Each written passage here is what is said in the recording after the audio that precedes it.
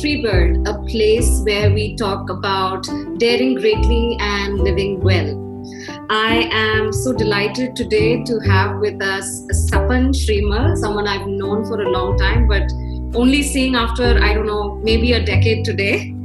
And I'd like to introduce all of you to Sapan.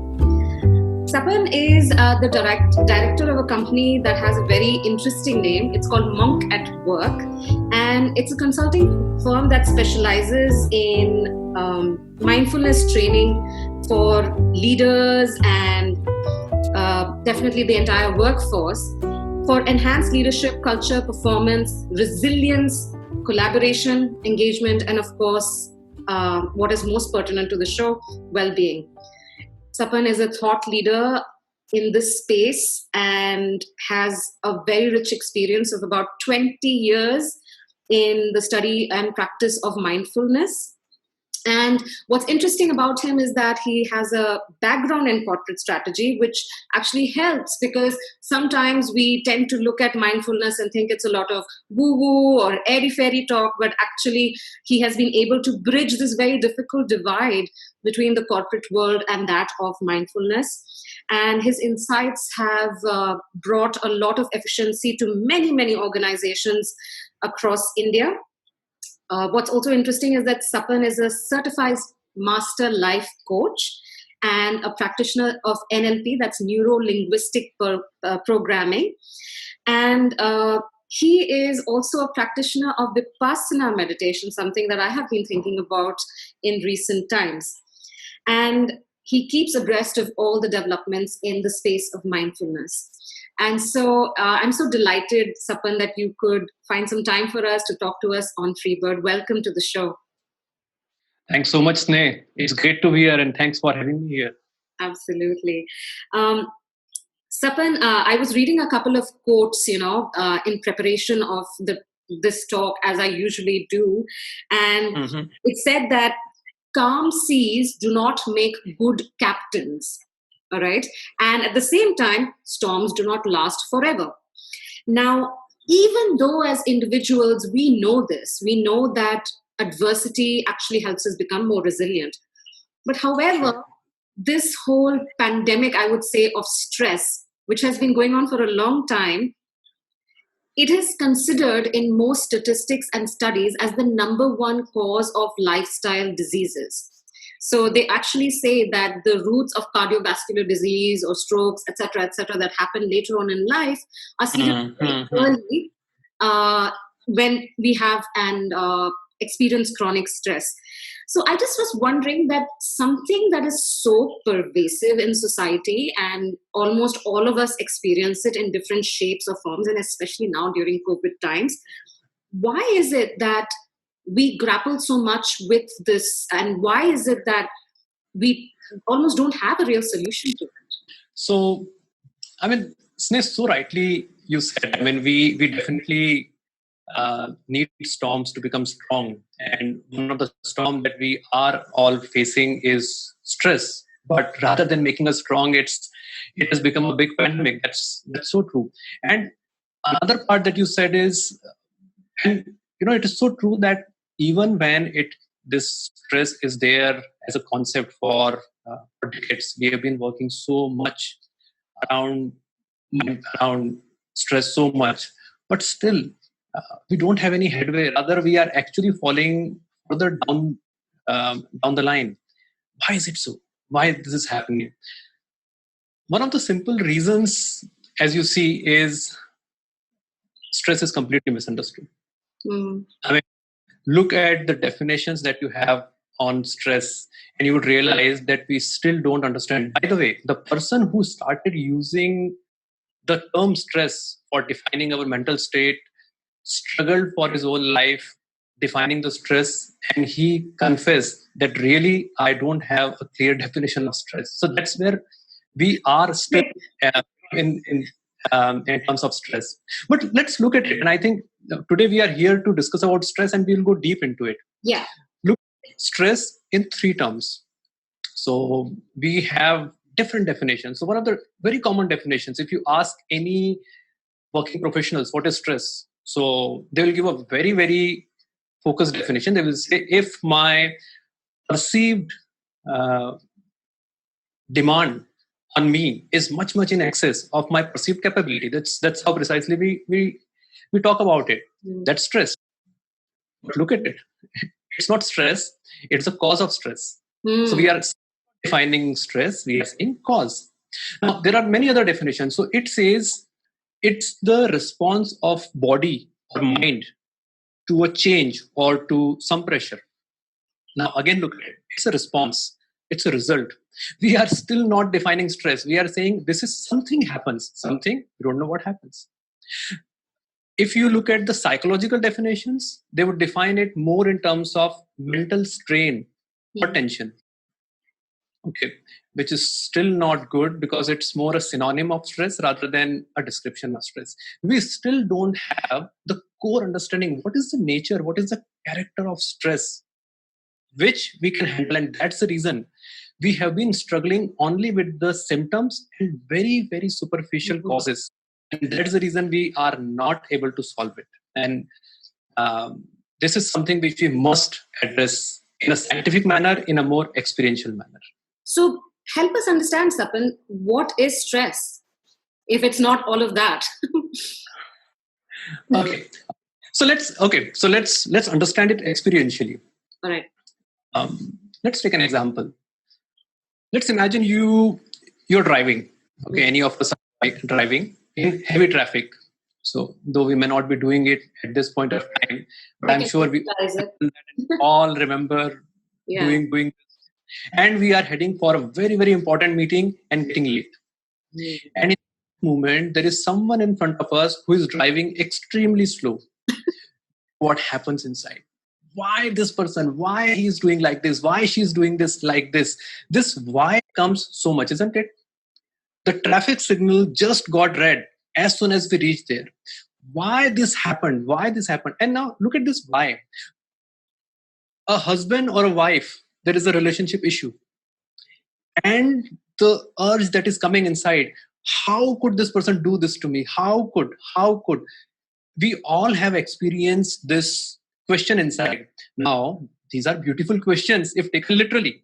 Why this person is doing like this, or how could this happen to me, is a great inquiry with curiosity. It's great. But we know that it's no curiosity. When I'm saying why she is doing or why he's doing like this, I'm saying he or she should not be doing like this. Sure. Okay.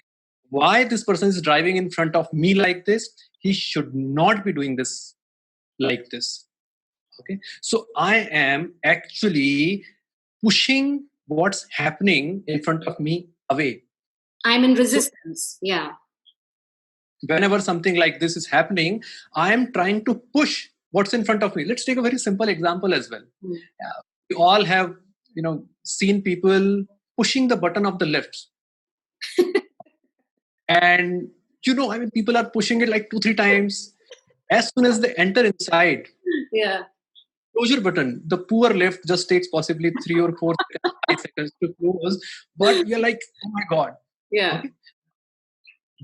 Why this is happening? Look at this person who is standing outside the lift waiting for it. This person says, no, I just don't want that lift is on the 10th floor. I want this here right now. I just can't accept the situation that lift is not here. You see, this is resistance. This is urge to just push away the reality. Is stress. The nature of stress is whenever there is something which is already there and I'm just trying to push away, I'm trying to resist, I'm going to destroy it. Okay, and destruction is also part of the stress response that comes. So stress is an unreasonable urge to resist or destroy the reality. Now, I like the way you said unreasonable, but how does one even think that what is reasonable and what is unreasonable? I mean, we've been exactly in those situations, Sapan, that you've had, the late meeting, standing in front of the elevator and just being so irritated, right? That's right. To us at that point, it seems very reasonable, that we have to get somewhere and all of that. So what's that definition of unreasonable? Very nice. Now, let's understand the little biological or psychological part of it. Okay. These responses. So I would say, now this is another confusion or another misunderstanding that we have. So we say, I'm getting stressed. And what I would say, no, I should not get stressed. Correct. Question is, am I really doing it? And for that, let's understand this brain part called amygdala, which is inside us. Most of us are aware of this amygdala. But what it really does is, whenever a threat comes, it gives the panic reaction, it gives the overreaction in such a sudden manner. And that's its function. See, there is a fire, or if there is an urgency, if lion comes in front of me, I cannot be thinking about lion. I mean, whether it's lunchtime or not, or whether it's really a man-eater or not. I need to run or I need to fight. And that is something which my thinking brain will not do. My amygdala will make me do immediately without my thinking brain getting into action. Correct. So amygdala works on autopilot. We have just no role in controlling it. So we need to understand that. And many of the actions which are happening today are not in our control at that particular time. Now, are we completely helpless? We will possibly talk about it later. But when amygdala has got into the activation and it has started the overreaction, that is the time we just don't have any control. The action of amygdala has already happened. Okay. I know, and it's a very interesting part of human evolution, because amygdala is also called the reptilian brain, isn't it? Absolutely. And it's almost the remnants of something that we carry from our evolution, but perhaps it's not something that is really enabling us today. Because how many times have you run into a lion absolutely. So true, Sneh. I mean, psychologists call this phenomena as we are an old mind in a new body. Correct. So our body is new, our circumstances are new, but we still react in the same way. Look at, I mean, if you just look at our bodily reactions when we get angry or when you get stressed out, you would be very surprised. So when I'm stressed out, my fists clench. Yeah. Teeth grit. Now, why would that happen? I mean, if I have my boss in front of me, or if I have lost my job, to get my job, gritting the teeth and clenching the fist doesn't help. Yeah. But the point is, as soon as amygdala gets the threat, the only response that it knows is somehow either I have to disappear or I have to destroy. Fight or flight. Fight or flight, and both these reactions happen almost simultaneously, and I'm actually moving from one extreme to another. And the fist clenching and this thing that we are experiencing is basically, I'm internally pushing very hard. But what I do outside is different, but I'm pushing very hard to actually push the reality away from me. I just don't want that reality in front of me. Yes. Now, reason I'm saying this unreasonable, so let's come to the unreasonable part as well, is you would see that it doesn't help. Rationally speaking, it doesn't help. Let me give you, let's take an example. I mean, I recall two friends who lost their job. They both were working in USA in 2009. Right. And we still remember the market crash that happened that time. Now, this one friend, he got so desperate, and he came back to India, and he was completely in despair. He just could not accept what's happening to him. He was in bad shape. He was getting irritated. He could not just live inside the house without being irritated and without fighting and without having arguments. He was, releasing all his frustration on the people who could possibly become the support system. This is another fellow, and this fellow, I remember calling up someone else and saying, what are the places I can visit India at this time? And the person, okay, why are you asking that? He said, no, I just lost the job, and I thought, let me make an India tour. I've been thinking about it for such a long time. I said, okay, don't you need to apply, and don't you need to look for a job? I said, yeah, I'll do that. Why these laptops and mobile phones are there? I can apply online, and whenever I get call, I'll go there. Now, it took time. The market crash was bad. It took possibly almost 4-5 months to get the job back. But the point is, he got it. The other person also got it even after longer time, but he still suffered a lot. Okay. Now the point is, when we are talking about the resistance, the level of resistance which is there inside us, which is we are talking about. So we are saying resistance is equal to stress. Yes. Okay. Take two extremes. There is one person, in our case, the first person, in his mind, the resistance was so high that it clouded his mind completely. It started, the amygdala got overactive and it started giving very unreasonable actions outside. The person could not really do things which could actually help him. And now let's come to the other extreme, where actually the resistance level is extremely low or almost nil. Now, when we resistance level nil or very low, what happens in that time? Our mind is clear, our mind is empty. Our mind does not act on amygdala, it acts on the prefrontal cortex, which works as our executive brain. Now, any challenge that we face in life, now stress is a challenge which has come out. Now, if we are operating it with so much level of resistance, we just cannot take positive actions. Rather, to contrary, people have taken very, very extreme actions. It could be harming someone else or it could be harming themselves. Right. So it becomes very, very problematic. So this is the the level of difference. Let me just share one more aspect, because I think this sometimes get confused. How come just level of resistance can create so much? And University of Wisconsin did something very, very remarkable on this area. So they did a study on 30,000 people. It was very, very simple two questions. They said, what is the level of stressors or work pressures or hardships in your life? So you have to just define high, medium, low, and all those. They asked another question. Do you think these hardships, these stressors are harmful to you or helpful to you? And we do understand that hardships that come in our life play their own role. And as you mentioned in the beginning itself, calm sea doesn't help. So many times these things are helpful. It's about how we perceive them. Now, when the study came out, some very, very remarkable results came out, because what they thought was that people having very high level of stress would obviously have a high negative behavioral aspect. So what they did was they tracked how many people died afterwards out of the study and how long it took. Okay. Negating all the unreasonable causes. So they wanted to create these findings and the possibility of they dying prematurely. And you know what they found? They found that people who perceived that we have high level of stress, okay, most of them, they definitely had the higher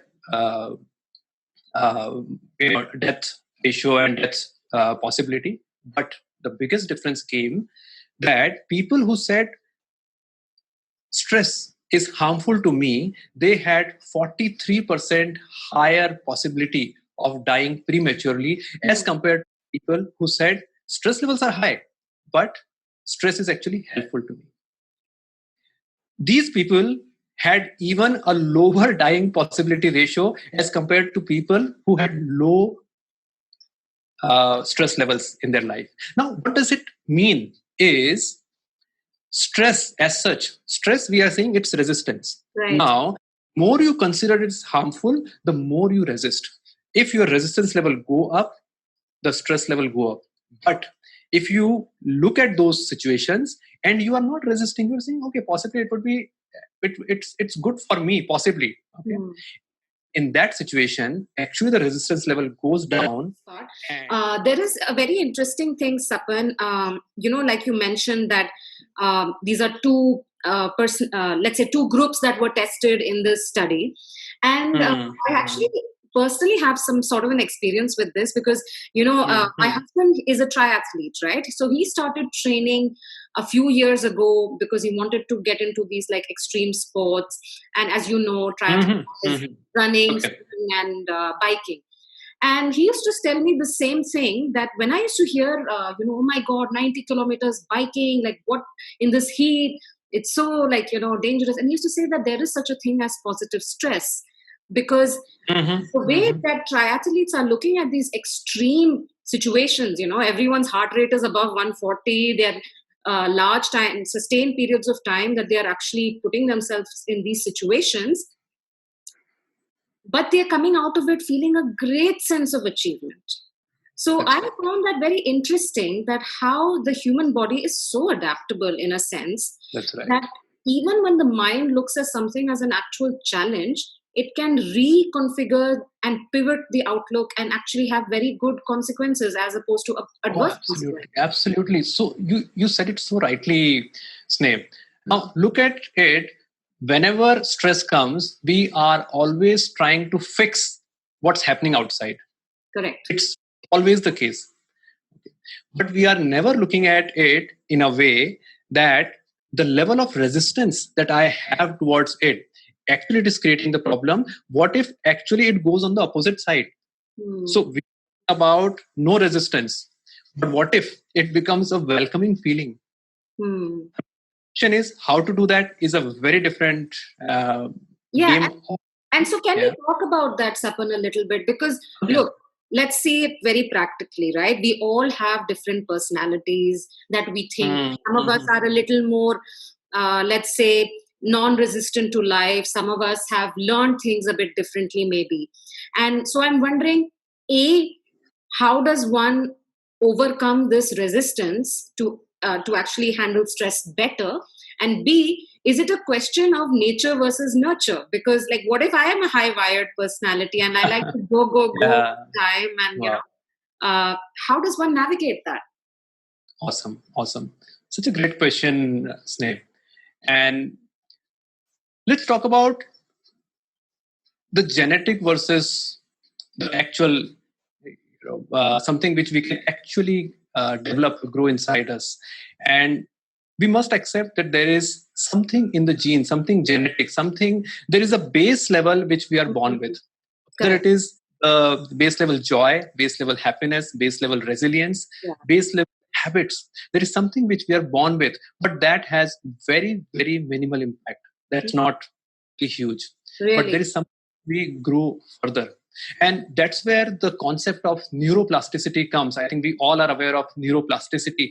We always thought, rather scientists thought, that our brain and neurons actually have the maximum capacity till age of 14, and then the neurons die, and we have a maximum capacity to which we can have the capacity on memory, learning, Right.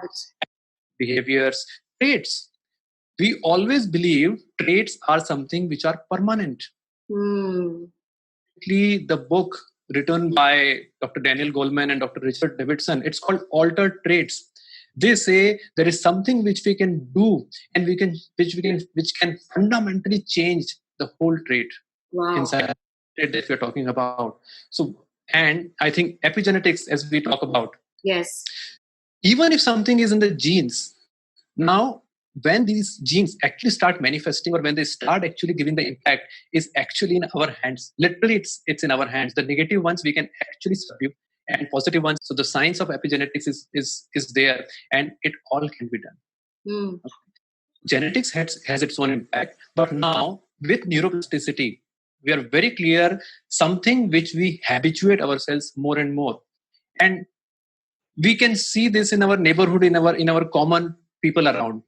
The Yes. people who mostly get stressed, okay, you are seeing them all the time getting stressed in some or the other thing, even on very minor things. Very And true. there are some people who just don't get stressed out, and they have a natural flow like that. Now what has happened is, it's not only genetic, rather they have unconsciously used neuroplasticity to strengthen a particular habit.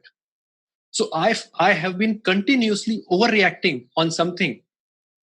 The neural pathways get created, and sometimes they become so strong that they become highways. And I am, even without a reason, or even with minor reason, I get so stressed out. So imagine somebody pushing a lift button but getting so stressed out that why lift is not there. And we know how much that intensity is different from person to person. Absolutely. Nothing but what they have actually accumulated over a period gradually. Even the stress that we experience in this moment, Right now, the stress that we experience and exhibit is nothing but summation of our accumulated stress plus something which is generated by the external stimuli. So when we are exhibiting something, it also is carrying a lot of past. Okay. So now this is something in terms of neuroplasticity and something which we have created as a habit. Sure. Now, that was a bad news, but the good news is also included in that, because neuroplasticity means we can change it anytime and we can reverse that habit. We can reverse whatever we have done. Gradually, it can be done. Now, how do we do that? And let's understand this. Let's understand this part in a more detailed manner. And even before going to how do we do that, why not we talk about what do we do in this case? Right. So, for example, we try to distract ourselves, or we try to put ourselves into like, no, I mean, it is fine, that is fine. Now, look at these responses, what we are doing.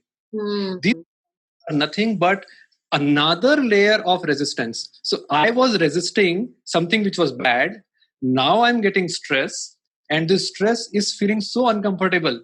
Now I'm saying, no, I don't want stress. And so I'm now trying to push away the feeling of stress, adding on to another layer of stress as well as complexity. Okay, doesn't help. Another thing that people do is keep it inside, suppress it. Because whenever they have expressed stress outside, it has created negative consequences for them. Absolutely. Yeah. And this is so harmful because it distorts completely. Stress is an energy, and energy, if it is not released, channelized in the right way, it can distort us emotionally, as well as physically. So the mechanism that we are using at this point of time is very, very harmful. And even some of the mechanisms of distraction and other things which are suggested, they're very superficial. We need to tackle it. It's a pandemic. Okay, I mean, we are doing so much for COVID. Okay, whole world is there and so much investment. Stress, because it has been operating at a larger period, and it has direct impact. We are not taking it seriously. It has to be taken seriously, and we need to go. Sapan, as you're speaking, I'm almost having like my own narrative run also side by side with yours, because as you know, and I've shared with many of the people watching today, that for me, stress was one of the things that actually led to my burnout. And I completely agree with you on the two things that you very, very well highlighted. The first one was, of course, the resistance or the lack of acceptance of a particular situation, even if it's like an elevator, rushing the elevator. And the second very important thing that you spoke about is this method of repression, when we suppress our feelings and don't find maybe without finding toxic positive outlets, because that can also be a way that we are just trying to again brush away something just by being ha ha he he, but being in complete acceptance of that as the first step towards healing. And I'm genuinely happy of the kind of work and the highlights you're bringing here, because I feel like almost every one of us has gone through this experience at some point or time or the other. It doesn't matter whether you're a new mother, or if you're a overworked professional, or if you're a new parent, or you've had big financial responsibilities. I think all of us are in various shades of this.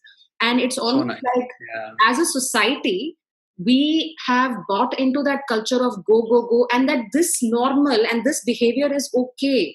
I've had so many conversations personally with my friends or my family where I have actually used this word.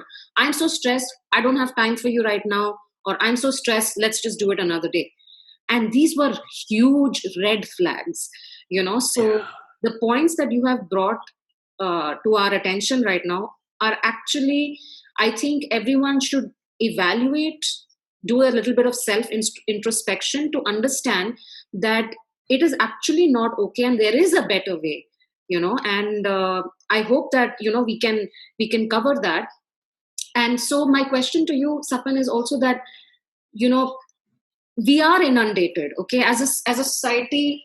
It is a disease. it is a pandemic. I genuinely feel that we, long time back, I don't know if it was with the advent of the industrial revolution or what happened, but we became uh, robos almost, right? So when we were in MBA school or when we go to college, we have those goals. I have to get the job. I have to get married. Then I have to have this. And somehow we didn't stop to reevaluate ourselves. So my question to you is, how do we pull the brakes now on this, and how can we actually look at some practical ways of overcoming this this very clear not good way of living? Great. Thanks, Nate. Once we have understood that our existing ways are not working, and once we understood that this is one action that we really need to take, now I think that definitely motivates us to find out the real practical ways. And to understand that, let's first understand the nature of stress. Sure. Little more, in a more relevant way. We understood that stress is resistance. So the level of resistance is stress. Okay. Another characteristic of stress thrives in unconscious state of mind. Interesting. Let's this. Now, we saw that amygdala is on autopilot. Now, amygdala works on autopilot, and whenever it finds that this fellow is bit unconscious, the person is not in an alert and aware state, amygdala becomes even more hyperactive, and it says, "Oh my God, this person is going to die. I must do something. So I need to be even more active, and I need to really raise an alarm." So, Oh boy. conscious, the more amygdala is hyperactive. And we can do, I hope there are studies around it, the people committing suicides, murders, and some very, very extreme level of acts. And you realize their consciousness level was so low during those moments that amygdala hijack actually them to do something. Most of the people who are afterwards questioned about it, most of them have regretted doing any such acts. So this is very clearly they were not doing it. There was something else inside them which was making them do, which was amygdala. Very interesting. What if our resistance level drop? It may not go to 0, but even if from 100 it goes to 80, it works. So what if resistance levels drop, and what if consciousness level, our alertness, our awareness level rises? Now, if that can happen, we can definitely achieve something. And science came out with one activity which can actually achieve both.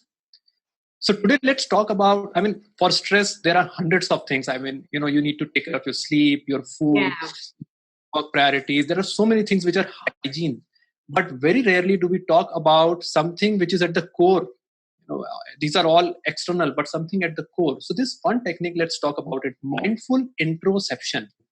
And the word introception means becoming aware of my body sensations. So very quickly, now I am feeling stressed out. So let's say I just lost my job.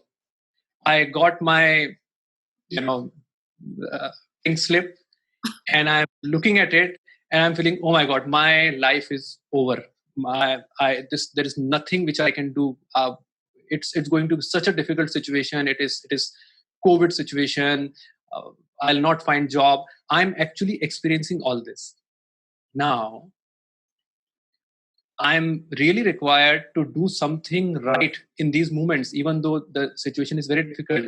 And it can only happen if my mind is stable, if the resistance levels are low.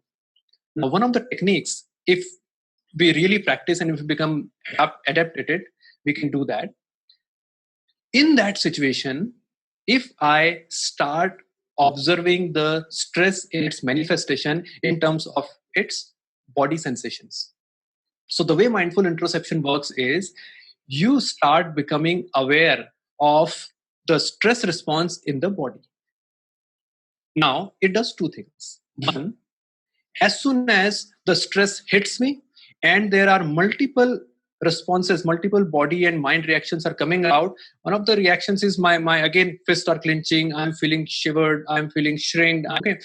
Most of the times we are all outside. Okay, we never go inside to do this. Mindful introspection is a great technique, and let's go through the three parts of this technique. It's called PIL. PIL? Okay. PIL. It's called pause, go inside, and locate sensations. And let's look at each one of these very, very in detail. Now, pause. And the reason of pause means don't do anything. Don't say anything. Don't do anything. Don't react. And simply because we know when we are stressed out and when we are extremely stressed out, we can possibly take some extreme actions. I know people who said, I just resigned.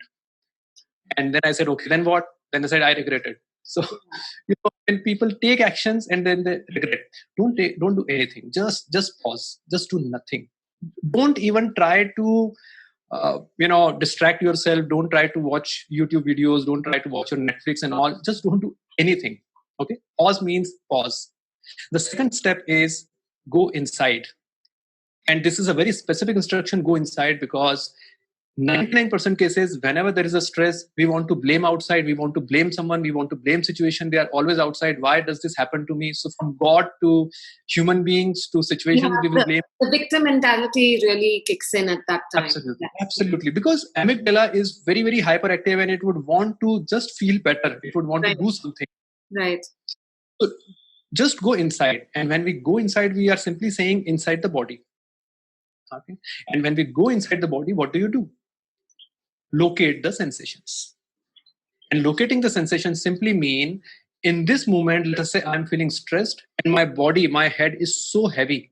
Okay. Now just become aware. Just notice those sensations. Just become aware. Don't do anything. Don't even try to take away those heavy sensations. Just become aware in a curious manner that yes, this is happening to me right now. Now, the science says, as you start doing it, okay, and I'm not suggesting anybody here to apply this formula on such extreme situations. Okay, this is marathon. This is Everest climbing. Okay, we are not ready for that. I would suggest start doing small things. So, for example, in the traffic, we are feeling, irritated, or we got up in the morning and our mood is bad. Now, we should apply this formula to start with in these situations. Correct. It's like a muscle you're training. Sorry? It's like a muscle that you're training. I mean, It's a muscle building. Yeah, absolutely. If you do too much, I mean, your muscles will ache and it will be problematic and you will be discouraged to apply it again. Absolutely. Yes.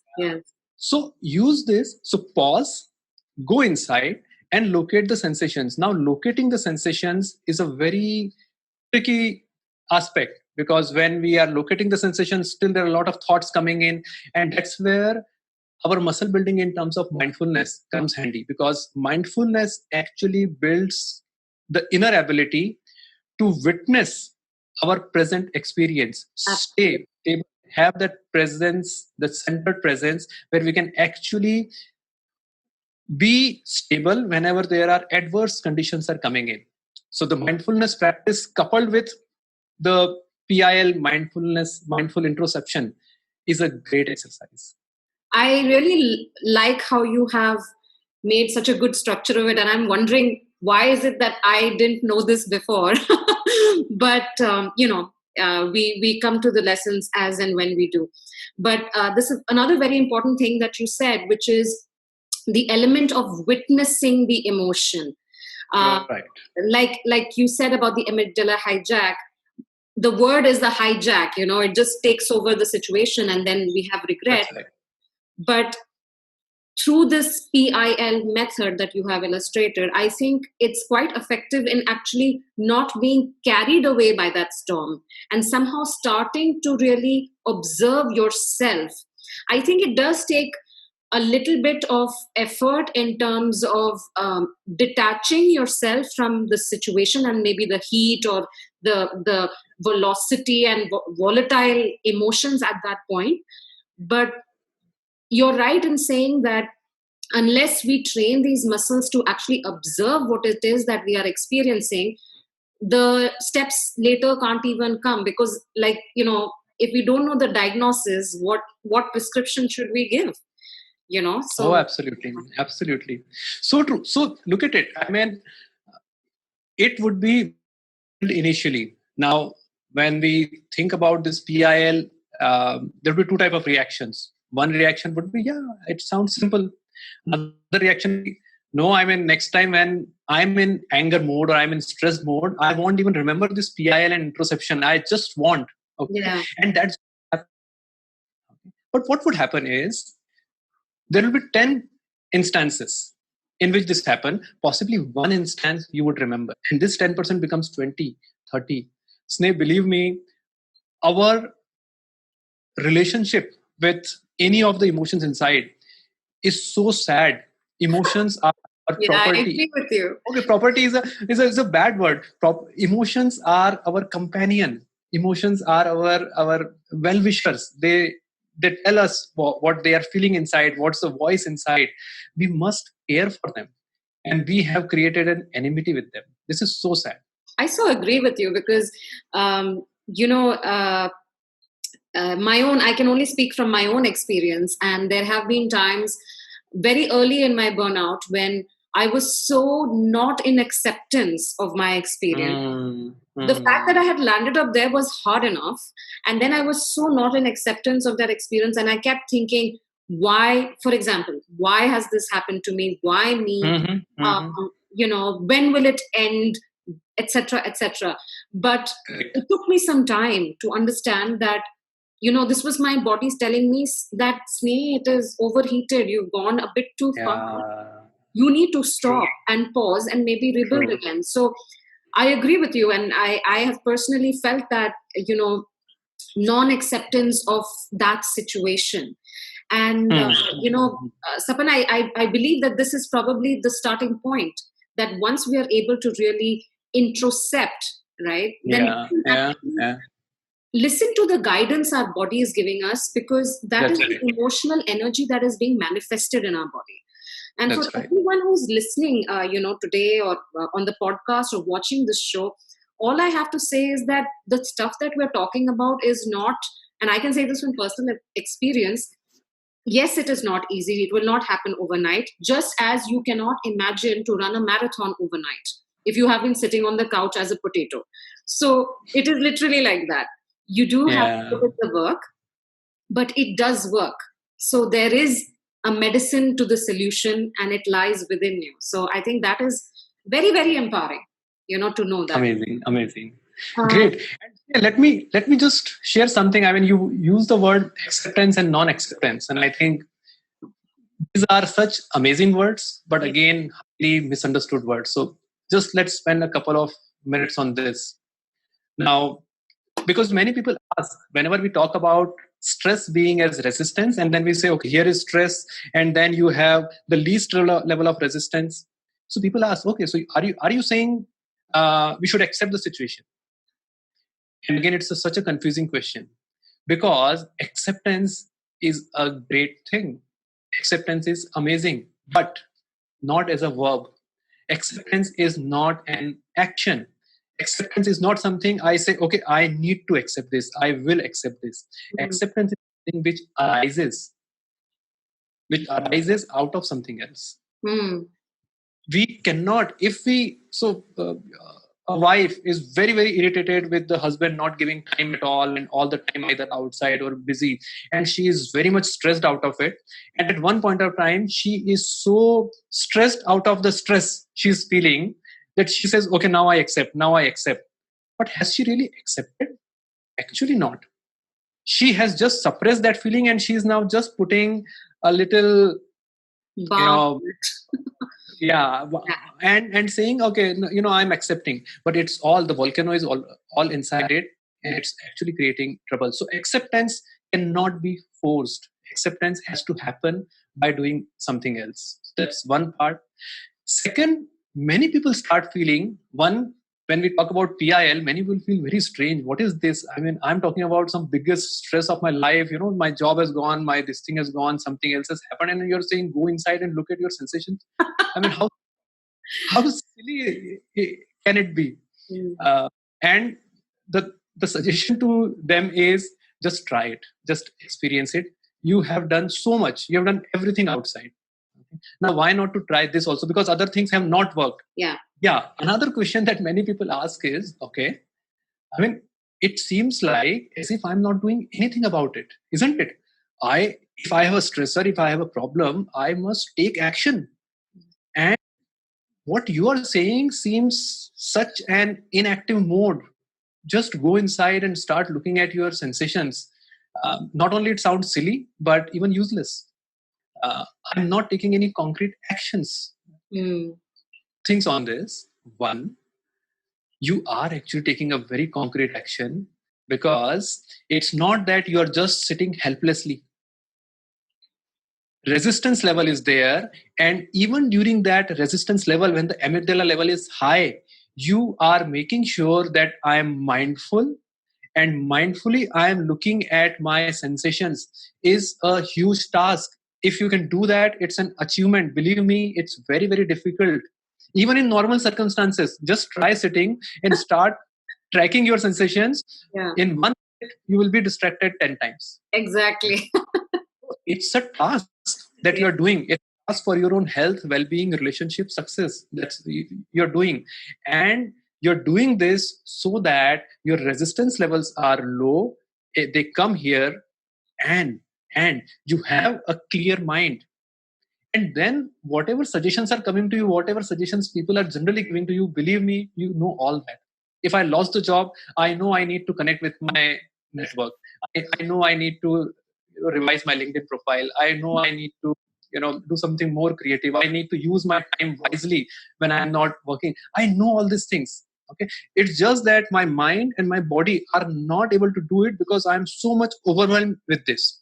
So imagine that this simple exercise is taking away that load and making you free. I would So love it's to apply this method, or actually, I would love to discuss with you maybe uh, a few cases, Sapan, where we can actually illustrate to those watching sure. or keep listening today Okay. on how we can apply this, right? So I have a few cases that I have here, and I think I'm going to probably talk about two, and I'll combine a few cases together.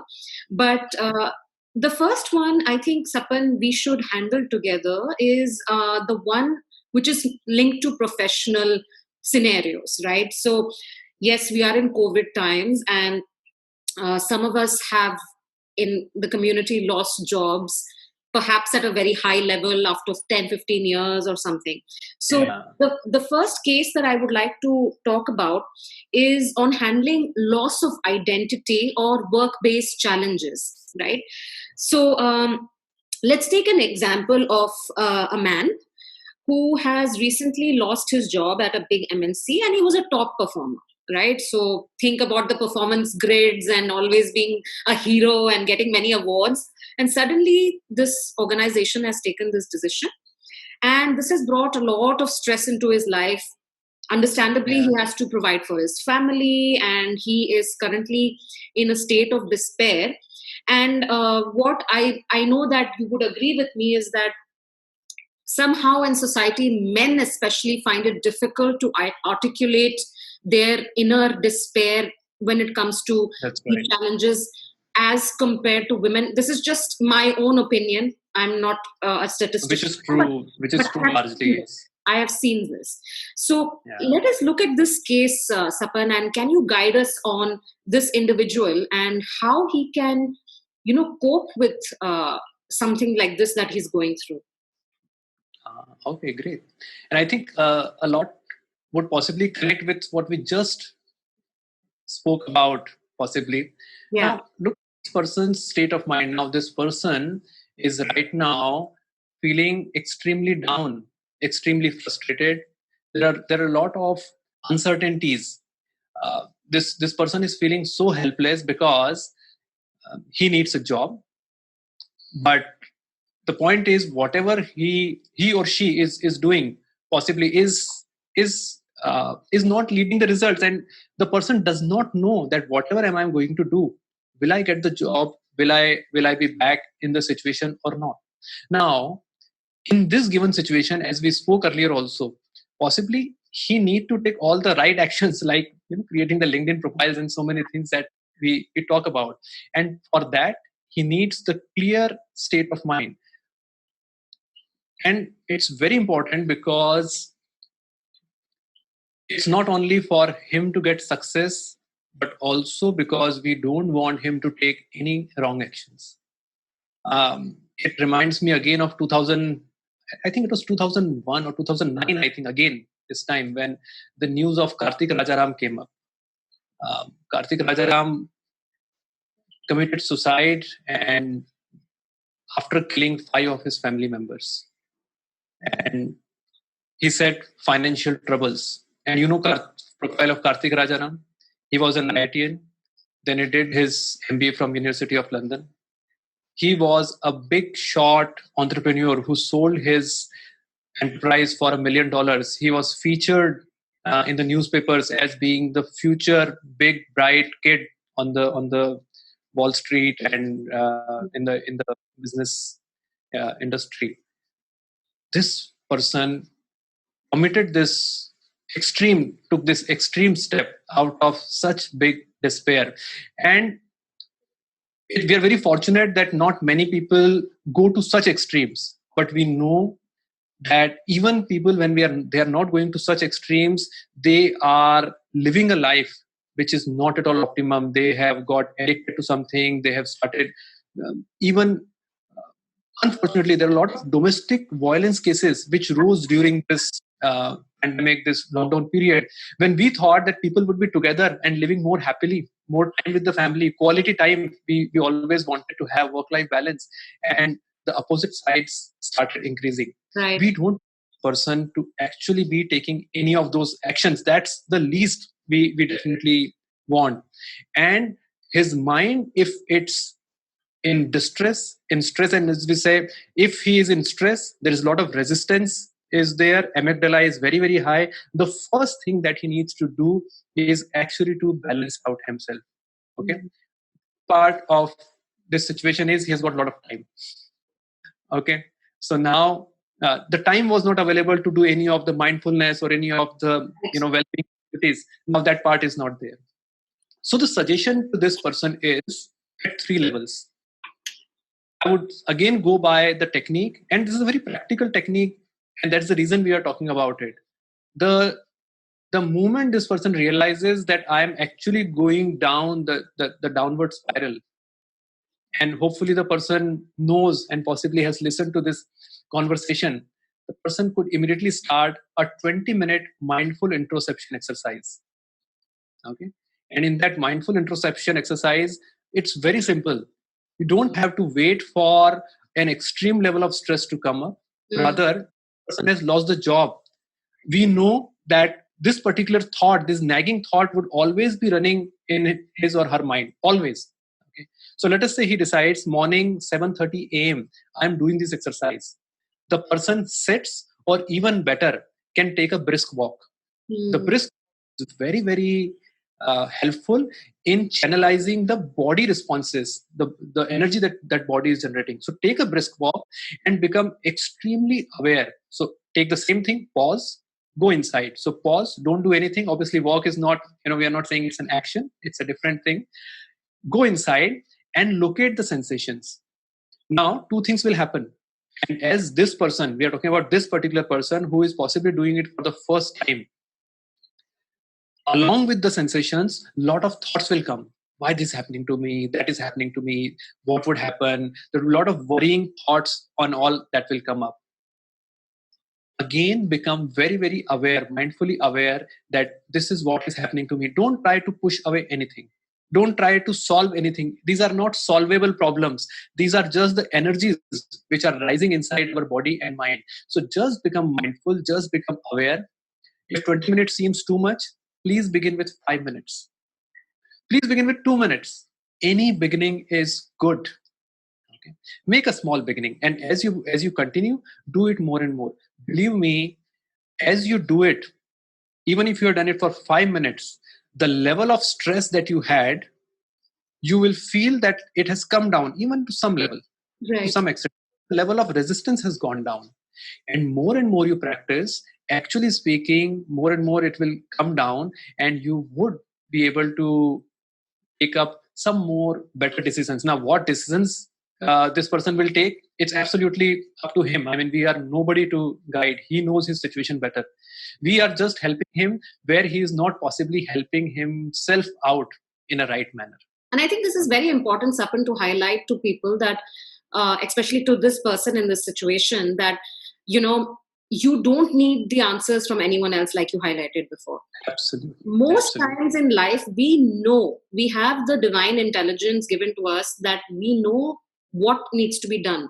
But the storm that we are in sometimes takes our mind to so many different places, and maybe, like you said, the spiral that we start attracting one negative thought after the other, after the other, after the other. And so much of the social conditioning and what will others think of me, and how will I get back, all these worries start actually drowning us. Oh, So absolutely.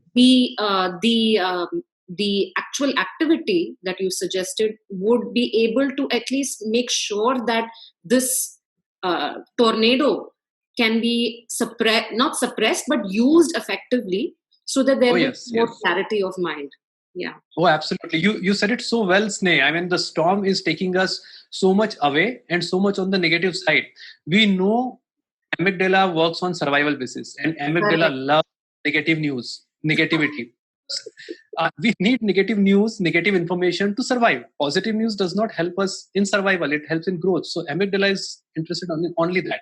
If we are under the influence of amygdala and stress, our larger focus is going to be only on negative, not on positive. We got to come out of that. Only then we can actually weather the storm. Beautiful. Thank you, Sapan, for that. I think that's a very practical tip that you have given. I will also use this for sure in the days to come. Thanks. The other case, Sapan, that I wanted us to look at was actually something that life doesn't prepare us for, unfortunately. It is on the subject of handling grief. So, whether it's the pandemic or otherwise, a lot of us, or many of us, are seeing people around us either falling sick, or some people have actually lost their loved ones during this period. And I wanted to look at a case where we're looking at a character named Sarah, and she has recently lost a parent. Okay. And this loss that she has experienced came to her as a sudden shock.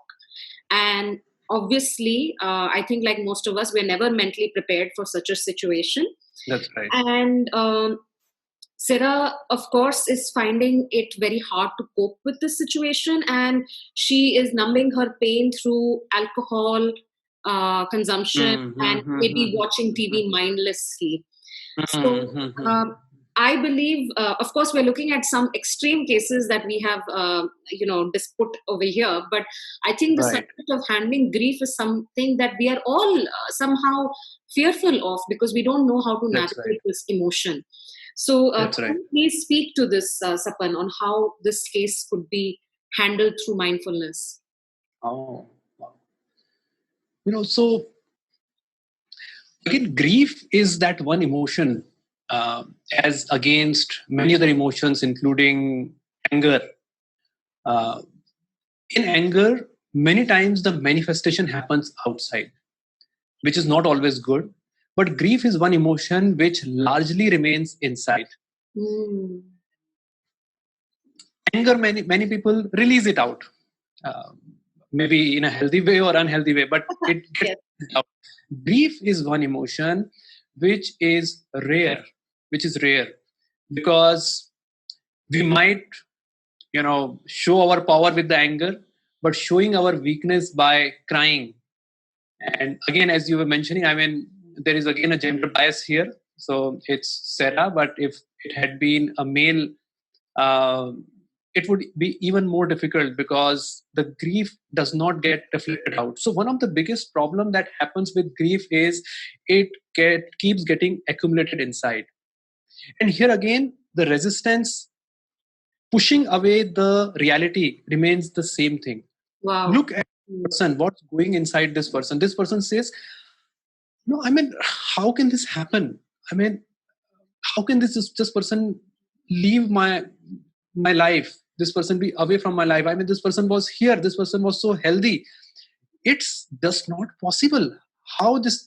So this unbelievability and that non-acceptance and that resistance, no, it can't happen, no, it can't happen, it's very unfair that has happened to me. It's something injustice, this should not have happened to me. This is something which eats up the person's body and mind, and it remains inside continuously, and we are never taught how to actually release the grief. Sometimes we are Absolutely. anger management tips, but grief management tips, nobody Absolutely. can. I agree with you so wholeheartedly. Yeah.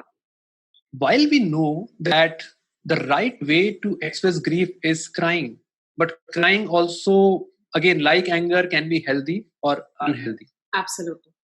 In this situation also, I'm sure the initial period is going to be very, very tough before the mind, possibly the prefrontal cortex starts applying its mind and starts telling the person, okay, don't harm yourself, okay, don't be inside, do something about it. And this is the time when possibly the person starts consoling themselves. They say, okay, okay, fine, and we say, good that the person is gone when the person was healthy. It's fine, this has to happen, this is not in our hand. These are the consolations which we give. Now uh, these are good, so that the person does not take extreme actions. We know people take extreme actions even in grief. Okay, so we need to give these consolations so that the person is stable, person is not doing any harm in those periods. So these consolations, I am not saying they are not of use. They have a role at that time. They have a role for that particular time, but they don't solve the problem. Correct. Because they are again a superficial cover up of what's already inside. My emotion is something which is generated from inside, and as it has got generated, it just cannot be just shut down. If it is shut down, it will remain inside. Many times we feel something has come from outside, and if I don't think about it, I will not feel it. Okay, and this is what many people in grief start doing. They start distracting themselves, and as you mentioned in this case rightly, use of any of the addictive material, or I think mobile and our Netflix and these things are now equally addictive and equally distracting. So then start doing it now, because in my immediate thought process, that particular grief is not coming. I at least feel better. Thank God it's not coming forth. But the point is, even if it's not coming into your conscious thought, it's doing its work inside the body. It's building. It's getting distorted. It's doing its own work, which would manifest at some point of time in some way, which you won't even realize that this was actually part of the same thing. It's magnificent that, sorry, not to lose the train of thought there, Sapan, but yes, this is a really magnificent point that you're making, because a lot of times people will experience the consequences of stress far later in life, right? Yeah. So it's almost like they'll say that, no, I went through that, and us samay to I was okay. Like in our regional language, they say, us samay to main theek tha. I was okay at that time, but suddenly something will explode. A heart attack might happen, or something else, or a disease might manifest. So this is very, very important to understand. Just because it's okay right now doesn't necessarily mean that we should not confront these, thoughts within us. Absolutely. Now, so the exercise that this person can do, and there are different exercises for different periods. The very initial period, when the trauma is much, much higher, it's highly advisable when you're doing mindful introspection. Allow crying to happen a lot. And I'm saying a lot does not mean we make ourselves. I mean, everything that we are talking about is allowing. We are not, even when we are doing introspection, we are not generating any sensations. Correct. We're just being of it. Yeah. So in that situation, the body would want to release its grief. The best release is cry. And whether it's a male or a female doesn't matter. And if you're too shy, whether you are male or female, just go inside somewhere. It doesn't mean, it doesn't matter anyway where we are crying and what support system do we have. We need our own support. That's the most important part. The external support was superficial just to give us the basic convenience. But real work, we ourselves have to do. Absolutely. That's the time when we go inside. And if the cry is coming out, if there is a loud cry coming out and saying, no, I mean, it can't happen, okay, hug yourself and say, yes, I'm feeling very sad. I'm feeling extremely, extremely devastated. I know that this is happening. And it is not, again, a verb, an action which is going on, rather an introspection where the feeling of cry coming out and the cry is coming out. My heart, in these situations, the heart feels very heavy, this particular portion.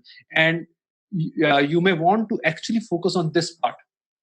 Okay, so the two things will happen simultaneously. One, in introspection, the sensation on the heart region will be right, and at the same time, action will happen, which is more in terms of the cry.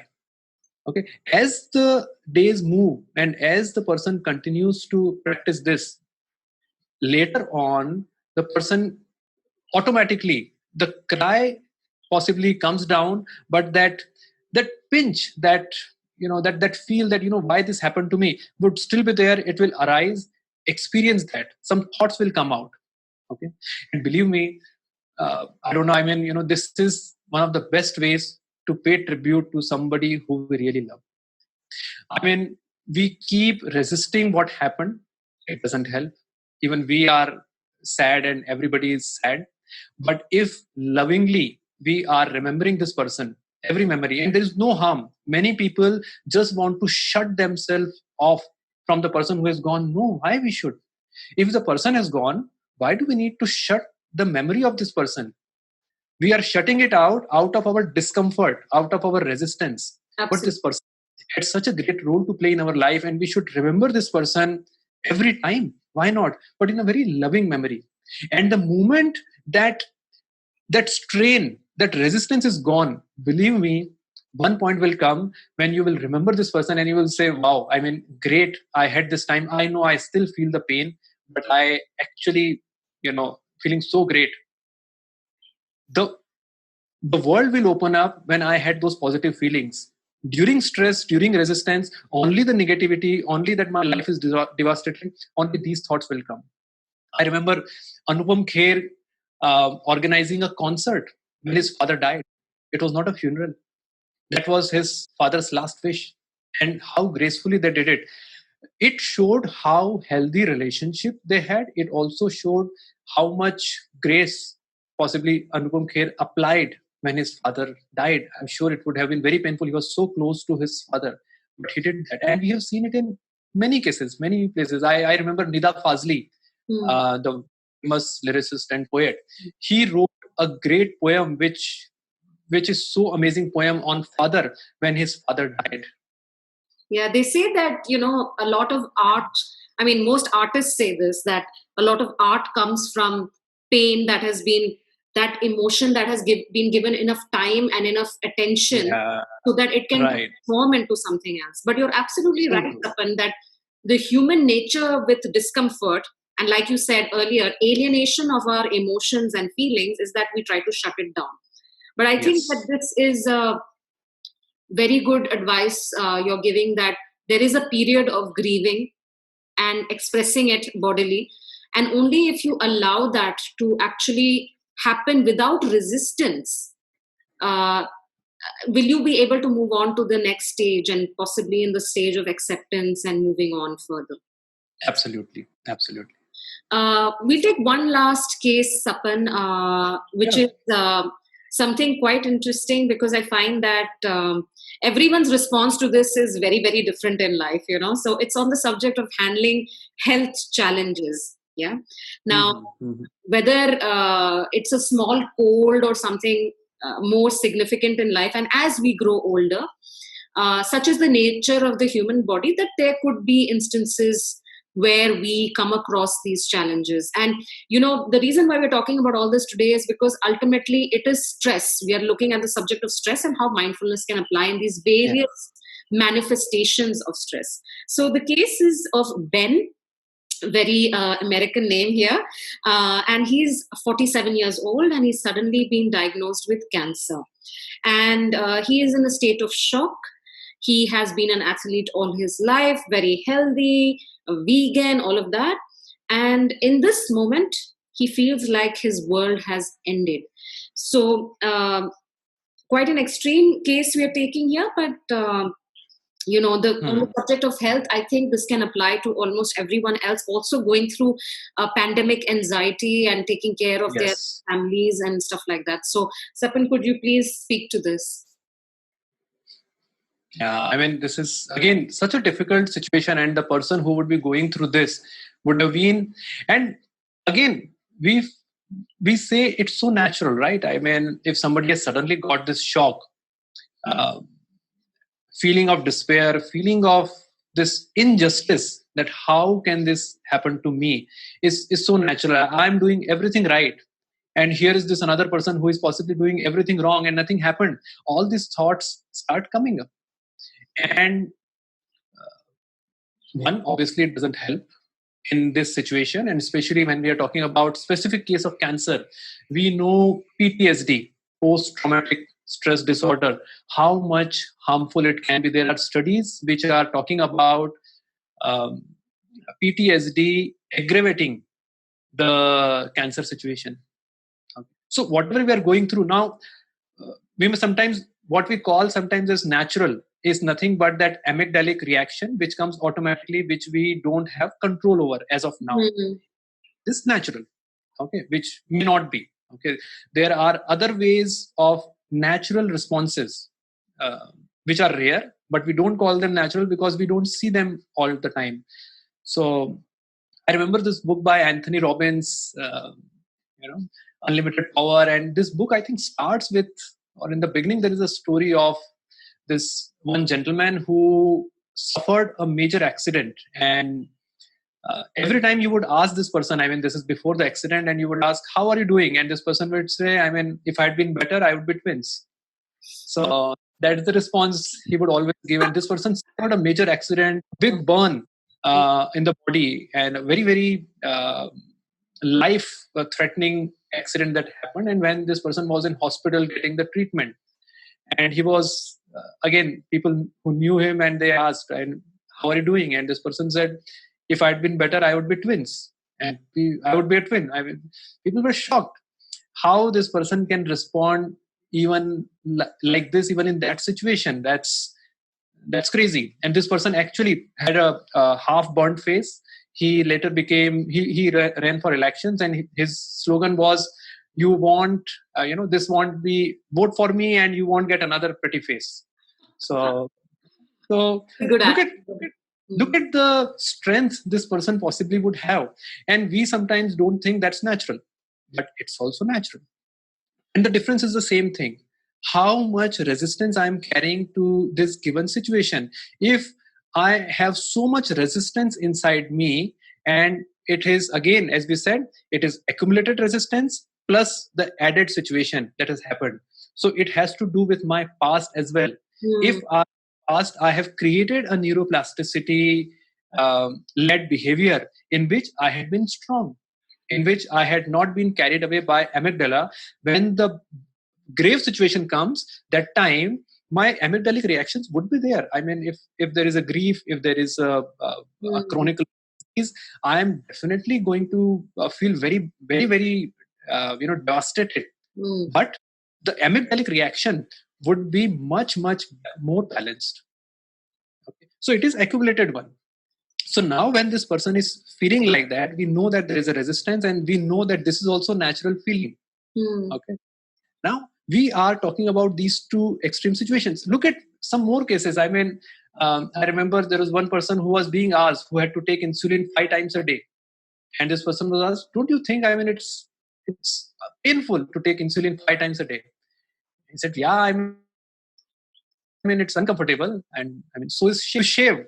And that's also pain. That's also uncomfortable. I mean, you don't want to do that, but you're taking those insulin jabs. So the way you take it, how much resistance do you have? So that's where, again, the point comes to, if this person needs to take the right actions, the right lifestyle, again the resistance level needs to come down. We are coming back to the same things again and again. The first level is this, and this person needs it much more for two reasons. One, we already spoke about PTSD. Right. The more person has resistance, the more his ailment would go worse. So I mean, it can't be in this situation. You don't have a choice. Second reason is, in this situation, you really need to adopt a very healthy lifestyle.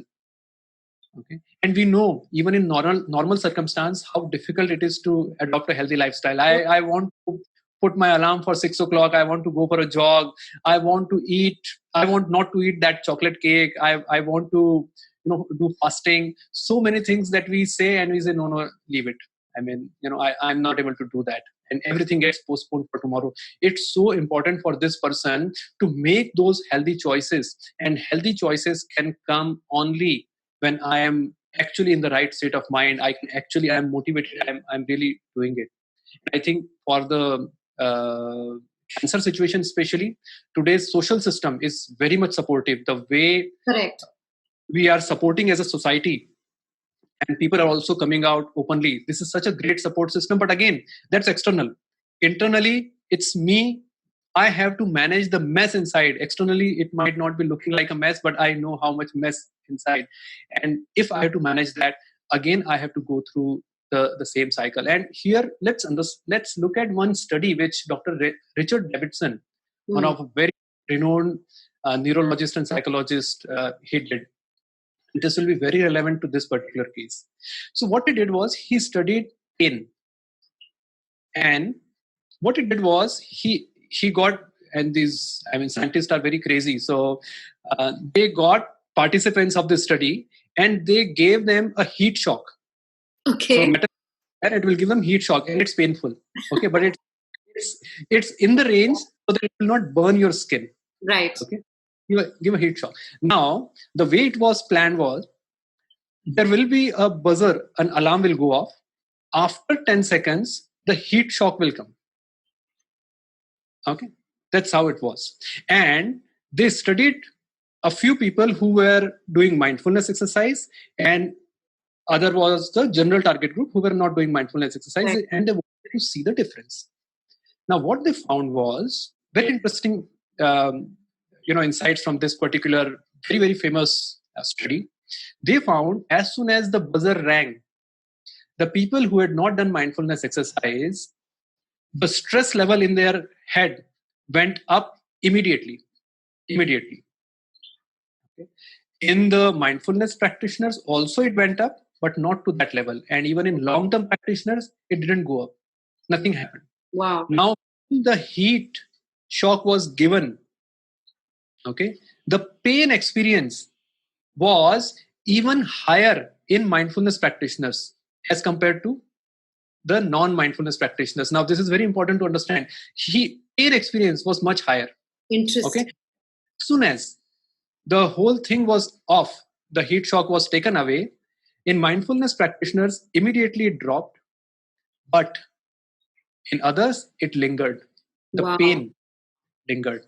The suffering. And here they realized, they came out that there are two brain regions. One is responsible for pain, other is for suffering. We always thought, intuitively that these two are different, and actually they are different. I get, my leg injured, and there is a pain, and I have a suffering around it. How this could happen to me?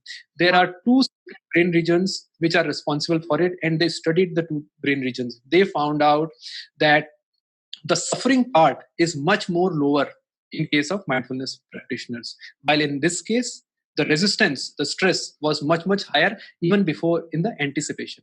Mm-hmm. Now, when we are talking about pain, diseases, cancer, or any such thing, in cancer, people go through chemotherapy, and they are going through a painful experience. Okay. Now, even when they have to just start for that, there is already a stress which starts building up even before the chemotherapy or any other procedure that they are going through starts. Correct. The whole principle applies there. Now, they need to manage their PTSD even much more, in a more effective manner. How to manage? Again, we know that telling that I'll not get stressed will not help. It's just another level of resistance and another level of stress that is getting created. And here again, the same thing. And here I would suggest they follow a very structured mindful regime. Okay, every day they are practicing mindfulness in different ways. So their own eye closing exercise, as well as mindful walk, mindful exercise, mindful fitness, mindful eating, in different ways, which will help them. And they do mindful introspection as well to take care of two things. One is whenever they are going through a procedure, or whenever they are feeling any pain or any discomfort, they get into the introspection part and experience wherever they are feeling the pain. Okay. And pain becomes a much more powerful mean to do introspection, because sometimes sensations are difficult to feel. But if you're feeling pain, your mind just cannot go anywhere else but on the pain. Absolutely.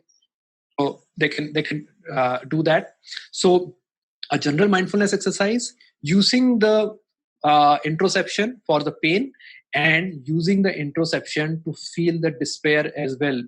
Let the despair, that injustice feeling, that any thought that has built up, resistant thought that has built up, let it not remain inside.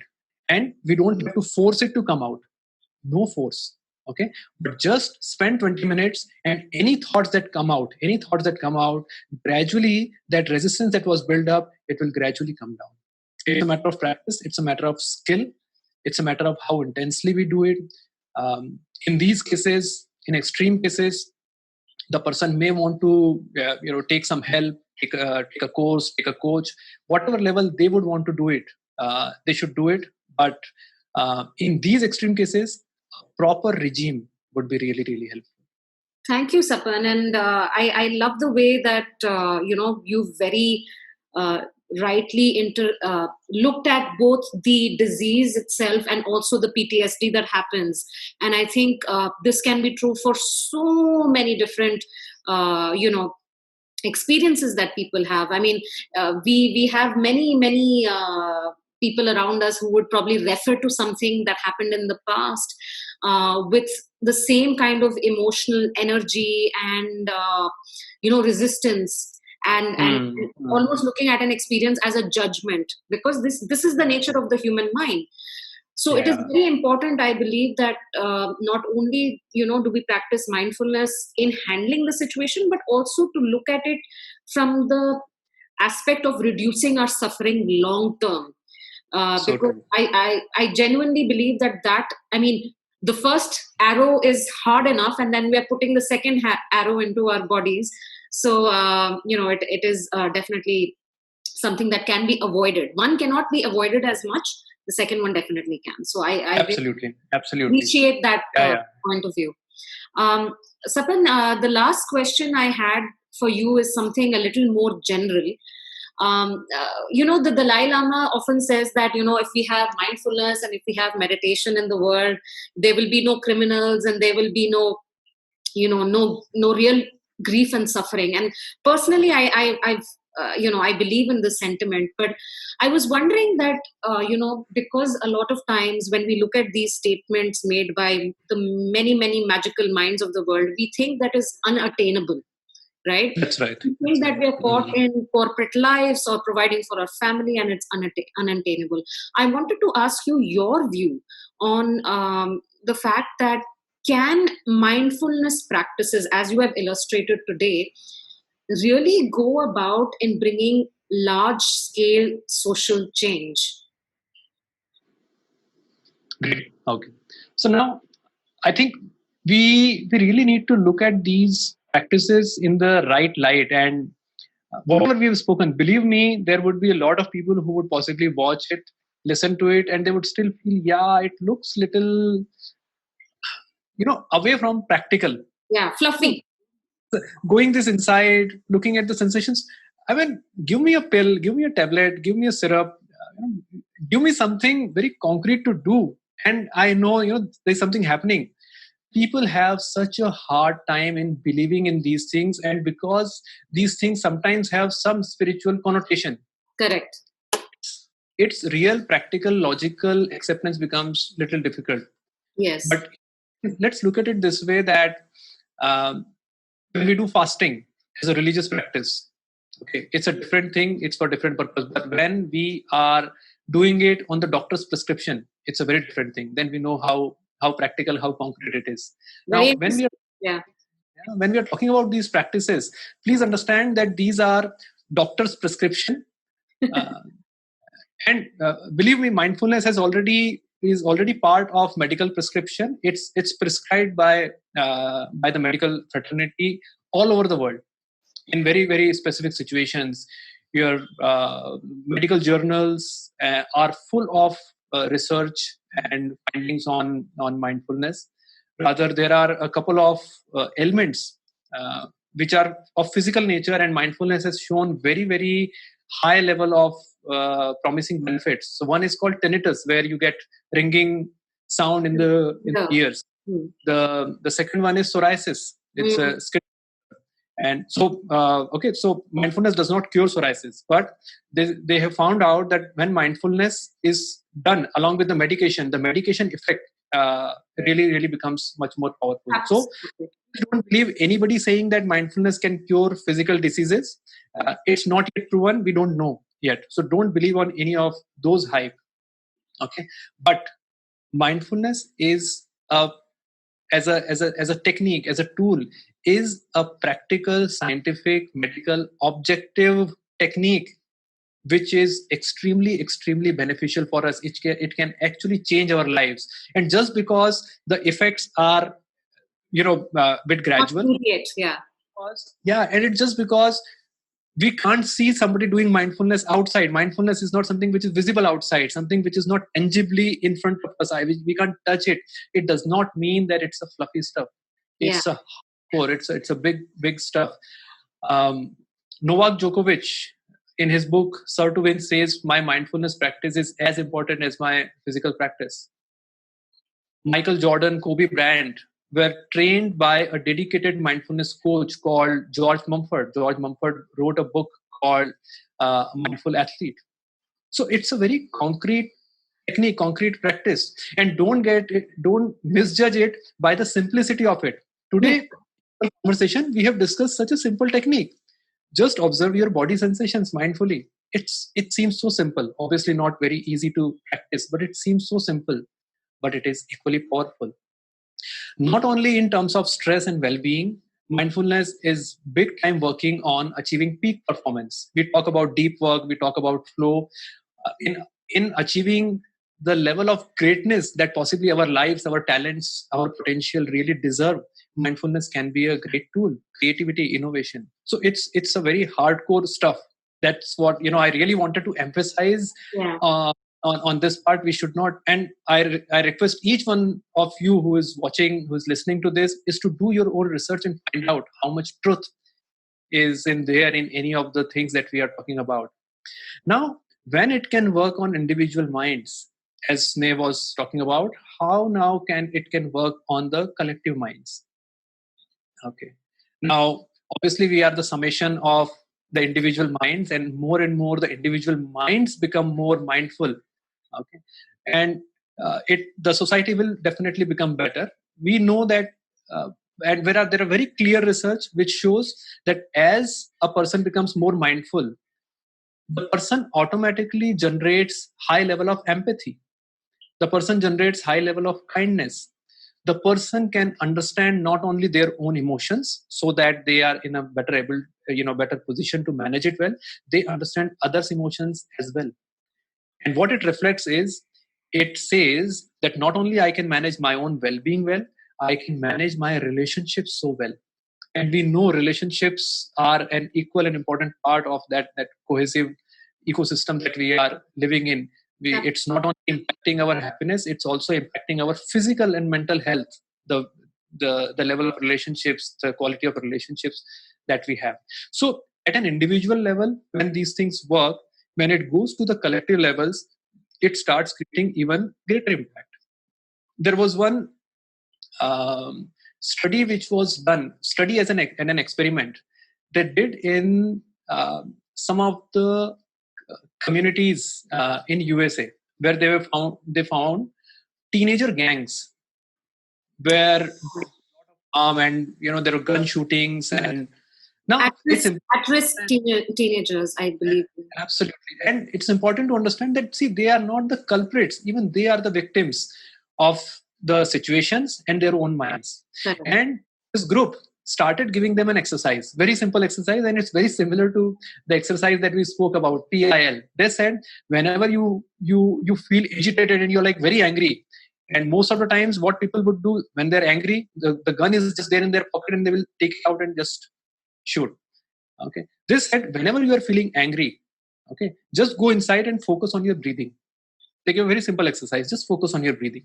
Okay, 3-minute breathing exercise. And they actually studied and they found that when people are doing it, the number of shootings or number of conflicts or number of fights and the violent cases came down. Yeah. So now here we are talking about on a collective basis, a group, an experiment was done and it became success. Now, if it can become success in a particular community on the violent behavior, I'm sure the similar thing can be applied at so many places. Now imagine that we apply this in turbulent areas.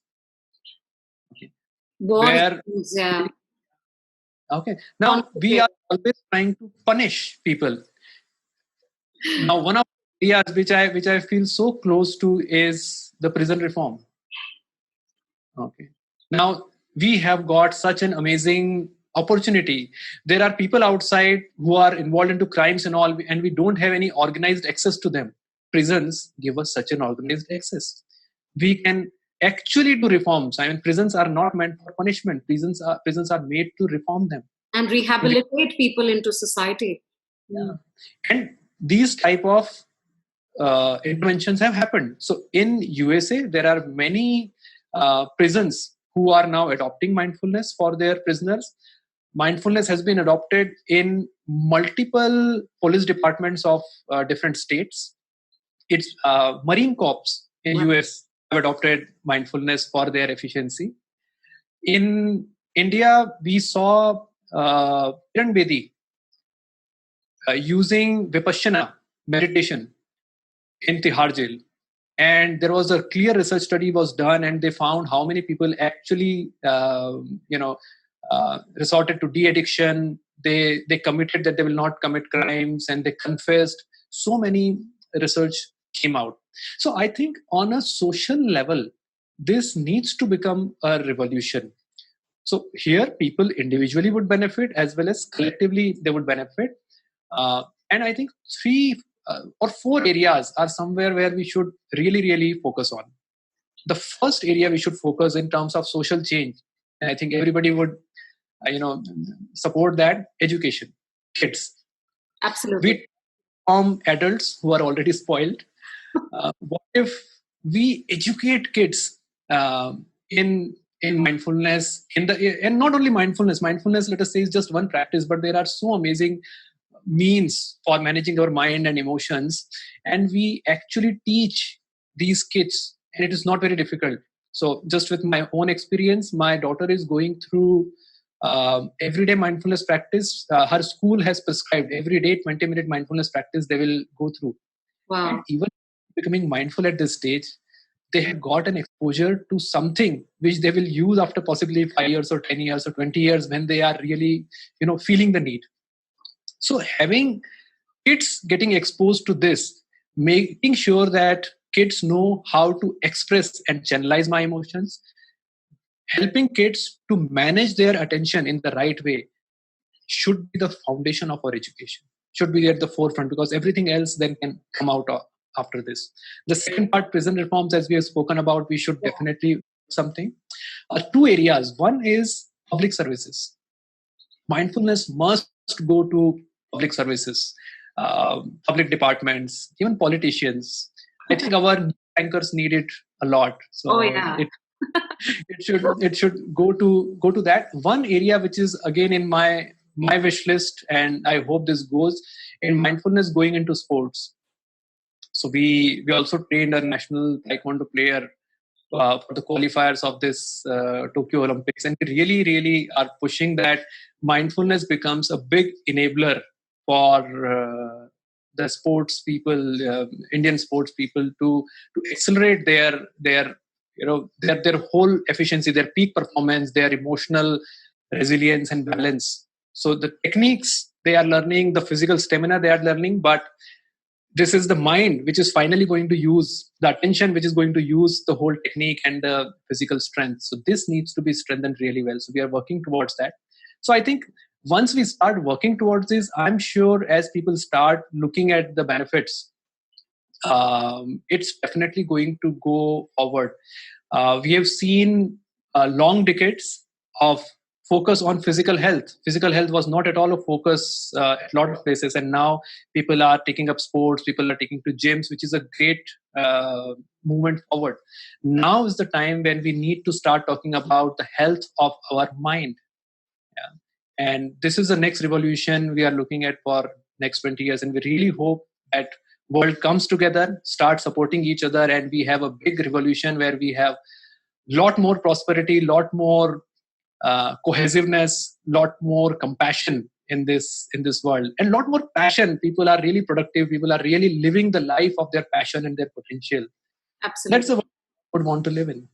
I love that definition, Sapan, and thank you so much for the time you've taken today to really take us through what seems very simple but can have such profound effects in society. I personally believe this, and I definitely know that those people who have watched today would want to experiment with a lot of the things that you've spoken today, and really walk this path for the future of the world.